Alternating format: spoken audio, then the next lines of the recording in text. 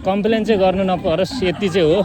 तपाईँहरूकोतिर भन्नु होला है कतिको गर्मी छ। हाम्रोतिर नि अहिले जति पानी पर्दा पनि यस्तो बबाल गर्मी हुन्छ नि। दिउँसो रातभरि पानी होइन, रातभरि पानी चाहिँ पर्छ है।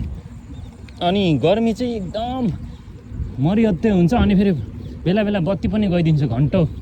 अनि लास्ट तनाव लाग्छ क्या। बत्ती भएन भने, लाइन भएन भने, पङ्खा चलेन भने, गर्मी भयो भने हामी बिल चाहिँ के को लागि तिर्नु क्या होइन, बत्तीको बिल। अब खेतमा अहिले होइन, खेतमा पानी हाल्नलाई चाहिँ ल त्यो मोटरहरू चलाउँछन् ल माने। तर यार हामी घर बस्ने मान्छेलाई त बत्ती चाहियो नि यार। मोबाइलहरू चार्ज हुँदैन, अनि गर्मीले सुत्न पाउँदैन, आराम पाउँदैन, कसरी हुन्छ नि। सो त्यस्तो चाहिँ नहोस्, कम्प्लेन चाहिँ गर्नु नपरोस् यति चाहिँ हो। ओहो हो, अहिले पनि गर्मीले हुस्सै भएको छ मौसम। यो मौसम त यस्तै हो, तर बत्तीको समाधान चाहिँ कहिले हुन्छ क्या हाम्रो लोड सेडिङको।